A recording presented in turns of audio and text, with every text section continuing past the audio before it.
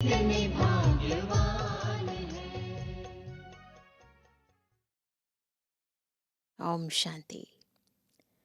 त्रिमूर्ति, त्रिकालदर्शी, त्रिनेत्री शिव बाबा न केवल हमें सृष्टि का आदि मध्य अंत का संपूर्ण ज्ञान देते हैं, अपितु हमारा तीसरा नेत्र खोलते हैं और हमें सृष्टि की स्थापना, विनाश और पालना का गहरा राज भी समझाते हैं।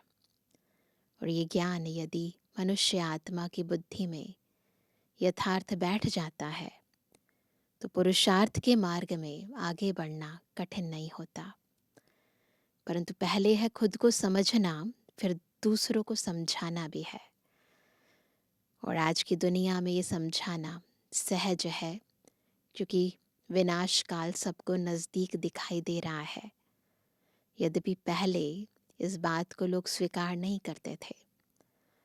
इस आदि मध्य अंत के ज्ञान को त्रिलोकीनाथ शिव बाबा के तीनों लोकों के ज्ञान को, त्रिमूर्ति शिव बाबा के तीनों कर्तव्यों के ज्ञान को कैसे हमें यथार्थ रीति दूसरों को समझाना है, आज हम ईश्वरीय महावाक्यों द्वारा जानेंगे। सुनते हैं बाबा के मधुर महावाक्य। आज है 12 तारीख, 12 दिसंबर 2024। बाबा के मधुर महावाक्य हैं, मीठे बच्चे, यह पढ़ाई जो बाप पढ़ाते हैं इसमें अथाह कमाई है। ऐसे तो दुनियावी पढ़ाई से भी कमाई होती है, परंतु इस पढ़ाई से जो कमाई है वो छोटी मोटी नहीं है, अथाह है। इसलिए पढ़ाई अच्छी रीति पढ़ते रहो, लिंक कभी ना टूटे। इसलिए कभी भी मुरली मिस नहीं करनी है, लिंक नहीं टूटना चाहिए।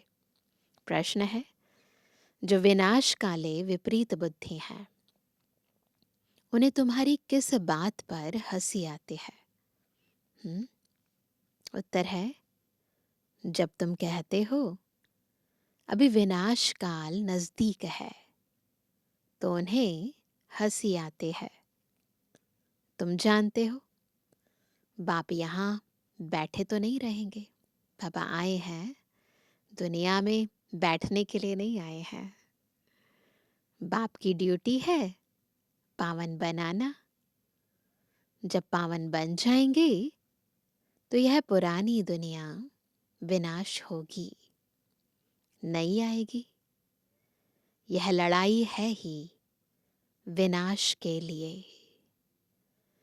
तुम देवता बनते हो तो इस कलयुगी छीछी सृष्टि पर आ नहीं सकते। एक बार देवता बनने वाली सब आत्माएं पावन बन जाएं, बस फिर दुनिया बदल जाएगी।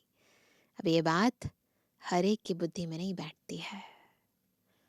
ओम शांति। रूहानी बाप बैठ रूहानी बच्चों को समझाते हैं, तो सभी रूहें बैठी हैं। बच्चे समझते हैं हम बहुत बेसमझ बन गए थे, अब समझते हैं कि हम बहुत बेसमझ बन गए थे। माया रावण ने बेसमझ बना दिया था, हमारी गलती नहीं है ना, माया रावण ने बनाया था।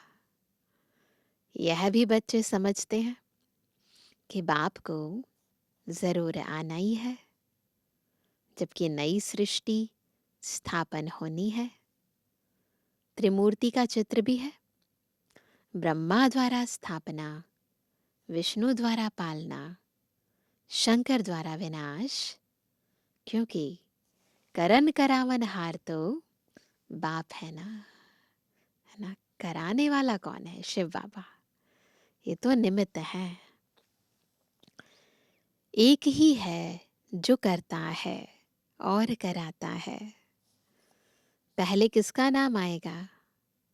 जो करता है, फिर जिस द्वारा कराते हैं। करन करावन हार कहा जाता है ना। ब्रह्मा द्वारा नई सृष्टि की स्थापना कराते हैं। दिखाया ना त्रिमूर्ति के चित्र में ऊपर शिव बाबा। तो बाबा उन्हें निमित्त बनाते हैं, कराते बाबा हैं। यह भी बच्चे जानते हैं, हमारी जो नई दुनिया है, जो हम स्थापन कर रहे हैं, इसका नाम ही है देवी देवताओं की दुनिया। सतयुग में ही देवी देवता होते हैं, किसी और को देवी देवता नहीं कहा जाता। वहाँ मनुष्य होते नहीं, है ही एक देवी देवता धर्म, दूसरा कोई धर्म ही नहीं। अभी तुम बच्चे स्मृति में आए हो कि बरोबर हम देवी देवता थे। निशानियां भी हैं, इस्लामी, बौद्धि, क्रिश्चियन आदि सबकी अपनी अपनी निशानी है। हमारा जब राज्य था तो और कोई नहीं था, अभी फिर और सभी धर्म है, हमारा देवता धर्म है नहीं। गीता में अक्षर बड़े अच्छे अच्छे हैं, परंतु कोई समझ नहीं सकते। बाप कहते हैं विनाश काले विपरीत बुद्धि और विनाश काले प्रीत बुद्धि। ये अक्षर श्रीमद् भगवत गीता के हैं। विनाश तो इस समय ही होना है। बाप आते भी हैं संगम युग पर, जबकि चेंज होती है। बाप तुम बच्चों को बदले में सब कुछ नया देते हैं। वह सोनार भी है, धोबी भी है, बड़ा व्यापारी भी है, बहुरूपी है बाबा। सोनार भी है, एलॉय निकालता है ना हम आत्माओं में से। धोबी भी है, पतित से पावन बनाता है, धो देता है, आत्मा को पूरी तरह साफ कर देता है। और व्यापारी भी है, सट्टा मट्टा करते हैं बाबा हमसे, पुराना लेता है, नया दे देता है। बिरला ही कोई बाप से व्यापार करे। इस व्यापार में तो अथाह फायदा है, हमारा ही फायदा है।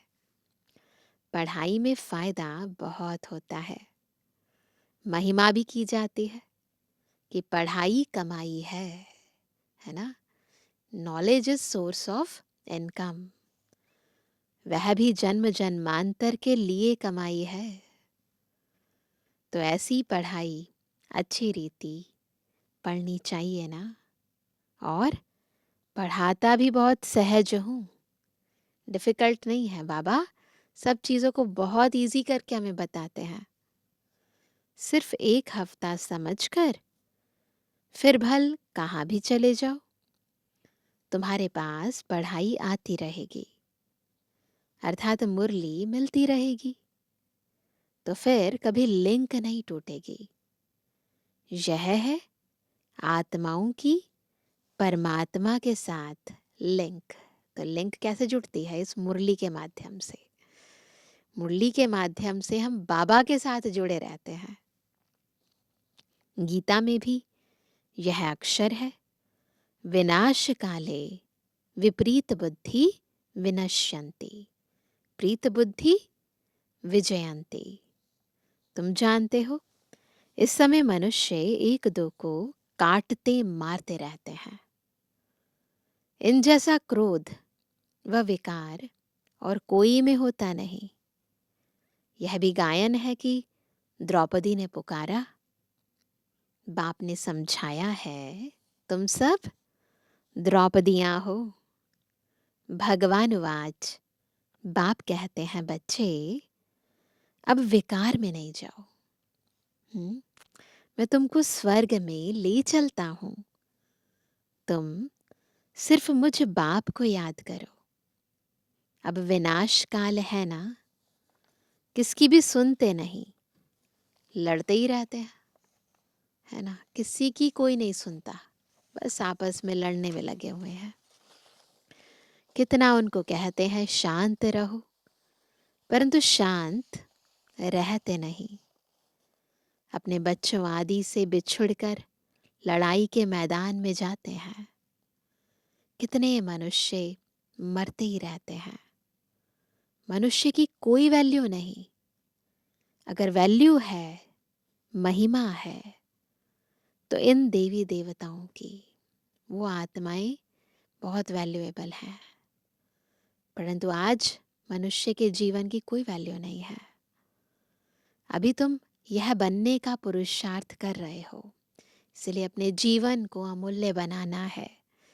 बाबा के ज्ञान को धारण करना है। तुम्हारी महिमा वास्तव में इन देवताओं से भी जास्ती है। क्यों जास्ती है? क्या खास है जो देवताओं में भी नहीं है? तुमको अभी बाप पढ़ा रहे हैं। कितनी ऊंच पढ़ाई है। पढ़ने वाले बहुत जन्मों के अंत में बिल्कुल ही तमो प्रधान है। मैं तो सदैव सतु प्रधान ही हूं। शिव बाबा तमो प्रधान नहीं बनते, सदा सतु प्रधान है। बाप कहते हैं मैं तुम बच्चों का ओबीडिएंट सर्वेंट बनकर आया हूं। विचार करो, हम कितने छीछी बन गए हैं। थोड़ा सा बैठकर सोचो कि हम आत्माएं कितने छीछी बन गए हैं। बाप ही हमको छीछी से क्या बनाते हैं? वाह वाह बनाते हैं। भगवान बैठ मनुष्यों को पढ़ाकर कितना ऊंच बनाते हैं। बाप खुद कहते हैं मैं बहुत जन्मों के अंत में तुम सबको तमो प्रधान से सतु प्रधान बनाने आया हूं। अभी तुमको पढ़ा रहा हूं।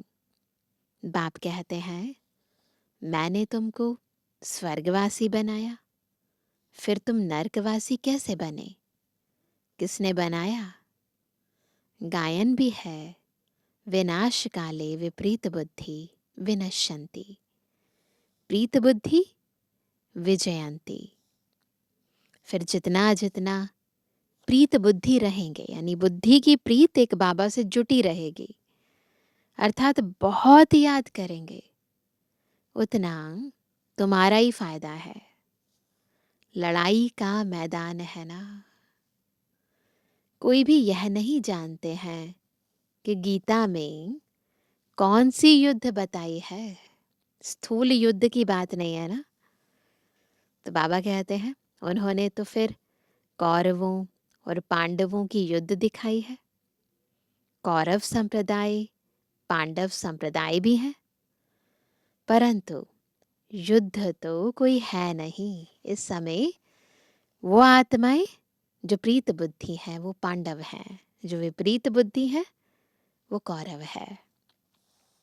पांडव उनको कहा जाता है जो बाप को जानते हैं, बाप से प्रीत बुद्धि है। कौरव उनको कहा जाता है जो बाप से विपरीत बुद्धि है। अक्षर तो बहुत अच्छे अच्छे समझने लायक हैं। अभी है संगम युग। तुम बच्चे जानते हो नई दुनिया की स्थापना हो रही है। बुद्धि से काम लेना है। अभी दुनिया कितनी बड़ी है। सतयुग में कितने थोड़े मनुष्य होंगे। छोटा झाड़ होगा ना। शुरू में वैसे भी प्लांट छोटा होता है, तो यहाँ भी आत्माएं बहुत थोड़ी सी होती हैं। वह झाड़ फिर बड़ा होता है। दुनिया में भी होता है ना, छोटा सा प्लांट होता है, फिर धीरे धीरे ट्री बन जाता है, तो वह झाड़ फिर बड़ा होता है। मनुष्य सृष्टि रूपी यह उल्टा झाड़ कैसे है, यह भी कोई समझते नहीं है। कैसे बीज शिव बाबा ऊपर है और हम बच्चे नीचे हैं, ये बातें और कोई नहीं समझते। इनको कल्प वृक्ष कहा जाता है। वृक्ष का नॉलेज भी चाहिए ना। और वृक्षों का नॉलेज तो बहुत बहुत इजी है, झट बता देंगे। जो दुनियावी वृक्ष होते हैं वो तो सब इजीली बता देंगे, ना, पूरी बॉटनी है उसके ऊपर। तो बाबा कहते हैं इस वृक्ष का नॉलेज भी ऐसा इजी है, परंतु यह है ह्यूमन वृक्ष। मनुष्यों को अपने वृक्ष का पता ही नहीं पड़ता है। कहते भी हैं गॉड इज क्रिएटर, तो जरूर चैतन्य है ना। क्रिएट करते हैं तो चैतन्य है ना। बाप सत्य है, चैतन्य है। कहते ना सत्य चित्त आनंद स्वरूप, ज्ञान का सागर है। उनमें कौन सा ज्ञान है यह भी कोई नहीं समझते हैं। बाप ही बीज रूप चैतन्य है, उनसे ही सारी रचना होती है। तो बाप बैठ समझाते हैं। मनुष्यों को अपने झाड़ का पता नहीं है, और झाड़ों को तो अच्छी रीति जानते हैं। झाड़ का बीज अगर चैतन्य होता तो बतलाता ना, परंतु वह तो है जड़। जो दुनियावी पौधे होते हैं, वृक्ष होते हैं, उनका भी बीज होता है, परंतु बता नहीं सकता है क्योंकि जड़ है। तो अब तुम बच्चे ही रचता और रचना के राज को जानते हो। यह सत्य है, चैतन्य है, ज्ञान का सागर है। चैतन्य में तो बातचीत कर सकते हैं ना। मनुष्य का तन सबसे ऊंच अमूल्य गाया गया है। इनका मूल्य कथन नहीं कर सकते। कहते ना हीरे जैसा अमोलक जीवन है हमारा। बाप आकर आत्माओं को समझाते हैं तुम रूप भी हो, बसंत भी हो। बाप है ज्ञान का सागर, उनसे तुमको रत्न मिलते हैं। यह ज्ञान रत्न है, जिन रत्नों से वह रत्न भी तुमको ढेर मिल जाते हैं। जितना बाबा के ज्ञान को हम अभी धारण करते हैं, धारण करके अन्य आत्माओं की सेवा करते हैं, इसी आधार से सतयुग में फिर हमें वो स्थूल में भी रत्न मिलते हैं। लक्ष्मी नारायण के पास देखो कितने रत्न हैं, हीरे जवाहरों के महलों में रहते हैं। नाम ही है स्वर्ग, जिसके तुम मालिक बनने वाले हो। कोई गरीब को अचानक बड़ी लॉटरी मिलती है तो पागल हो जाते हैं ना। बाप भी कहते हैं तुमको विश्व की बादशाही मिलती है तो माया कितना ऑपोजिशन करती है। तुमको आगे चल पता पड़ेगा कि माया कितने अच्छे अच्छे बच्चों को भी हप कर लेती है, एकदम खा लेती है। तुमने सर्प को देखा है? देखा है किसी ने सर्प को क्या करता है? मेंढक को कैसे पकड़ता है? जैसे गज को ग्राह हप करते हैं, बिल्कुल एकदम हप कर लेते हैं। सर्प मेंढक को एकदम सारे का सारा हप कर लेता है, बिल्कुल एज इट इज हप कर लेता है। माया भी ऐसी है, बच्चों को जीते जी पकड़कर एकदम खत्म कर देती है, जो फिर कभी बाप का नाम भी नहीं लेते हैं, बिल्कुल नामो निशान मिटा देती है। योग बल की ताकत तुम्हारे में बहुत कम है। किनको हप करती है? जिनमें ताकत नहीं होती है। सारा मदार योग बल पर है। जैसे सर्प मेंढक को हप करता है, तुम बच्चे भी सारी बादशाही को हप करते हो। तो माया को भी हप करना आता है, हमें भी करना आता है। हम क्या हप करते हैं? सारी बादशाही हप कर लेते हैं। सारे विश्व की बादशाही तुम सेकंड में ले लेंगे। बाप कितना सहज युक्ति बताते हैं, कोई हथियार आदि नहीं। बाप ज्ञान योग के अस्त्र शस्त्र देते हैं। कौन से अस्त्र शस्त्र हैं? ज्ञान के और योग के। योग के हैं अस्त्र, ज्ञान के हैं शस्त्र। ज्ञान सुनते हैं, सुनाते हैं, समझते हैं, और योग दिखाई नहीं देता है परंतु काम बहुत जोरदार करता है। तो अस्त्र हैं और शस्त्र हैं। उन्होंने फिर स्थूल हथियार आदि दे दिए हैं। तुम बच्चे इस समय कहते हो हम क्या से क्या बन गए थे। जो चाहे सो कहो, हम ऐसे थे जरूर। भल थे तो मनुष्य ही, परंतु गुण और अवगुण तो होते हैं ना। देवताओं में दैवी गुण है, इसलिए उन्हों की महिमा गाते हैं। आप सर्वगुण संपन्न, हम निर्गुण हारे में कोई गुण नाही। इस समय सारी दुनिया ही निर्गुण है, किसी में गुण नहीं है। अर्थात एक भी देवताई गुण नहीं है। बाप जो गुण सिखलाने वाला है उनको ही नहीं जानते। इसलिए कहा जाता है विनाश काले विपरीत बुद्धि। बाबा को ही नहीं जानते, यानी जो गुण दाता है, गुणों का सागर है, उसको ही नहीं जानते। तो फिर गुणदाता से दूर हो गए तो गुणों से भी दूर हो गए। अब विनाश तो होना ही है संगम युग पर, जबकि पुरानी दुनिया विनाश होती है और नई दुनिया स्थापन होती है।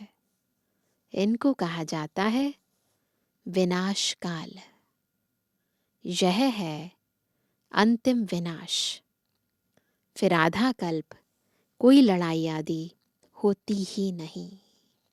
यह है अंतिम बड़ा ही भयानक विनाश।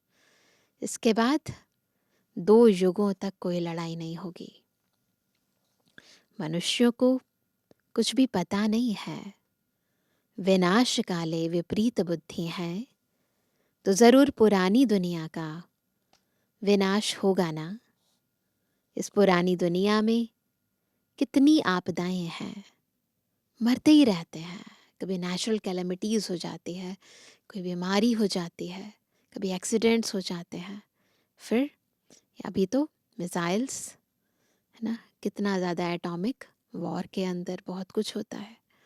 तो बाबा कहते हैं मरते ही रहते हैं। बाप इस समय की हालत बतलाते हैं। फर्क तो बहुत है ना। आज भारत का यह हाल है, कल भारत क्या होगा। आज यह है, कल तुम कहाँ होंगे। तुम जानते हो पहले नई दुनिया कितनी छोटी थी। वहां तो महलों में कितने हीरे जवाहरात आदि होते हैं। भक्ति में भी तुम्हारा मंदिर कोई कम थोड़ी होता है ना। भक्ति मार्ग के भी आज भी कलयुग अंत में भी यदि मंदिर कहीं देखे ना, तो बहुत ही खूबसूरत बने हुए हैं।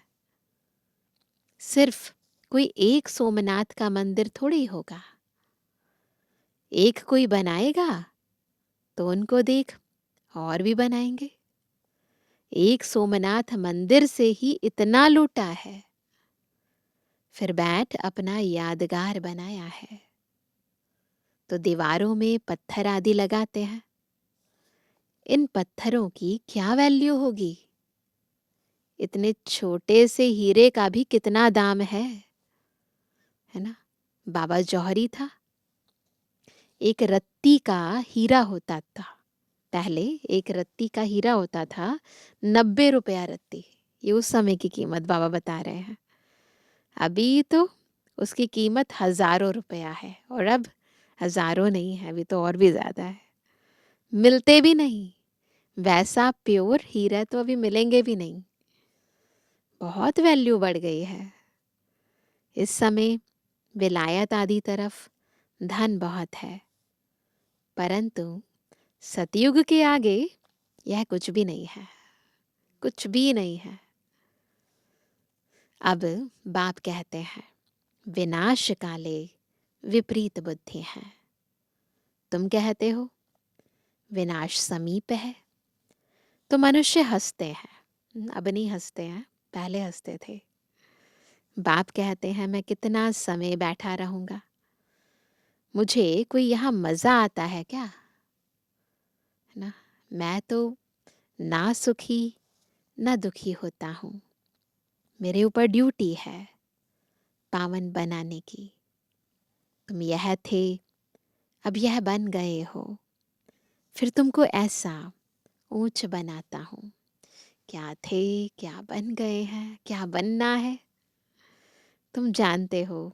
हम फिर वह बनने वाले हैं जो पहले बने थे ना, वही बनने वाले हैं। अब तुमको यह समझ आई है, अभी बुद्धि में यथार्थ बैठ गया है कि मुझे ये बनना है और मैं यही थी। हम इस दैवी घराने के भांति थे, राजाई थी, फिर ऐसे अपनी राजाई गवाई, फिर और आने लगे।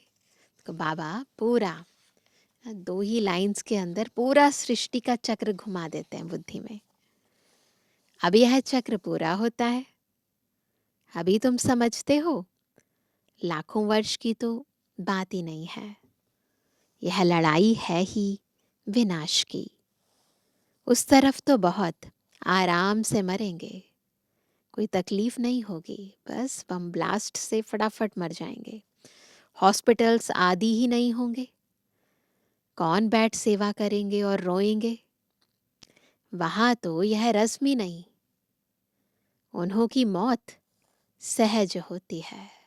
और भारत में क्या होगा, यहाँ तो दुखी होकर मरते हैं, क्योंकि तुमने सुख बहुत उठाया है, तो दुख भी तुमको देखना है। तो भारत में सिविल वॉर का बाबा ने पहले से बता रखा है, खून की नदियां यहाँ ही बहेंगी। वह समझते हैं यह लड़ाई फिर शांत हो जाएगी, परंतु शांत तो होनी नहीं है। मिरुआ मौत, मलु का शिकार। तो दुनिया के अंदर मिरुआ मौत होगा और यहाँ पर शिकारी जो है, हम आत्माएं बाबा के बच्चे, हम सभी बहुत खुश होंगे। तो दुनिया के अंदर लोग दुखी होंगे, परेशान होंगे, परंतु बाबा हम बच्चों को सेव करेंगे। जितना हम बाबा की याद में रहेंगे उतना आनंद में रहेंगे। तुम देवता बनते हो, फिर कलयुगी छीछी सृष्टि पर तो तुम आ नहीं सकते। गीता में भी है, भगवान वाच, विनाश भी देखो स्थापना देखो। साक्षात्कार हुआ ना, है ना। ब्रह्मा बाबा को बहुत ही क्लियर साक्षात्कार हुआ, विनाश का भी फिर स्थापना का भी। यह साक्षात्कार सब अंत में होंगे। तो इसलिए बाबा ने कहा ना, मिरुआ मौत मलु का शिकार। तो हमें तो अंत में साक्षात्कार होंगे, फलाने फलाने यह बनते हैं। फिर उस समय रोएंगे, बहुत पछताएंगे, सजा खाएंगे, नसीब कूटेंगे, लेकिन कर क्या सकेंगे। यह तो 21 जन्मों की लॉटरी है। स्मृति तो आती है ना, साक्षात्कार बगैर किसको सजा नहीं मिल सकती है। ट्रिब्यूनल बैठती है ना। अच्छा, मीठे मीठे स्वर से एबल आज्ञाकारी बच्चों पर माता पिता बाप दादा का याद तारा। Good morning. रूहानी बच्चों की रूहानी बाप दादा को गुड मॉर्निंग, नमस्ते नमस्ते नमस्ते।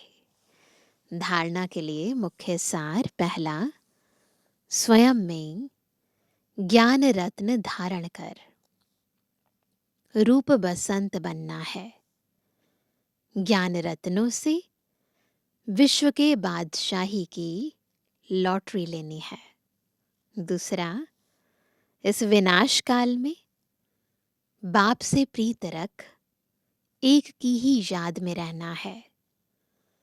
ऐसा कोई कर्म नहीं करना है जो अंत समय में पछताना पड़े या नसीब कूटना पड़े।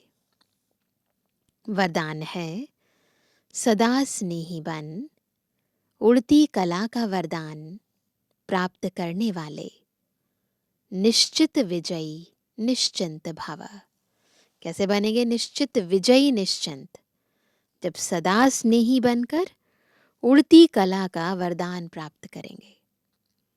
स्नेही बच्चों को बाप दादा द्वारा उड़ती कला का वरदान मिल जाता है। जो बच्चे बाबा को बहुत प्यार करते हैं ना, उन्हें बाबा से उड़ती कला का वरदान मिलता है। उड़ती कला द्वारा सेकंड में बाप दादा के पास पहुंच जाओ। तो कैसे भी स्वरूप में आई हुई माया आपको छू नहीं सकेगी।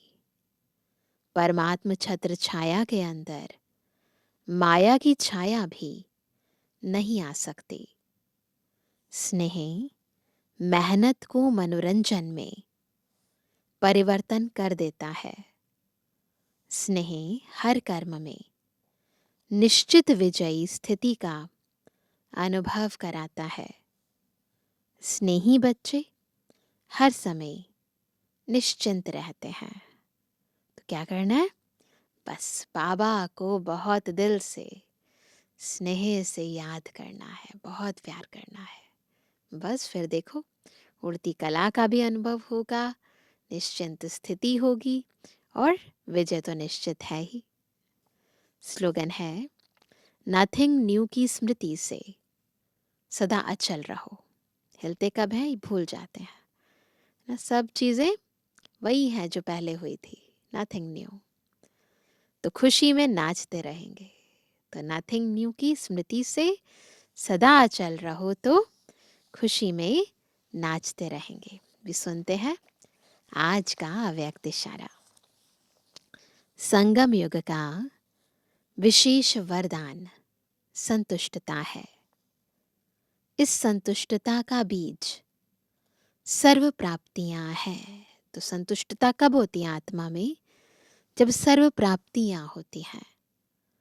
असंतुष्टता का बीज स्थूल व सूक्ष्म अप्राप्ति है ना। आप ब्राह्मणों का गायन है, अप्राप्त नहीं कोई वस्तु ब्राह्मणों के खजाने में अथवा ब्राह्मणों के जीवन में, तो फिर असंतुष्टता क्यों? जब वरदाता दाता के भंडार भरपूर है, इतनी बड़ी प्राप्ति है, फिर असंतुष्टता क्यों? तो याद रखना है हम किसकी संतान है, कौन हमें दे रहा है। बाबा को याद करके स्वयं को सर्व प्राप्तियों से संपन्न बनाना है। तो फिर संतुष्ट रहेंगे भी और संतुष्ट करेंगे भी। अच्छा, ओम शांति।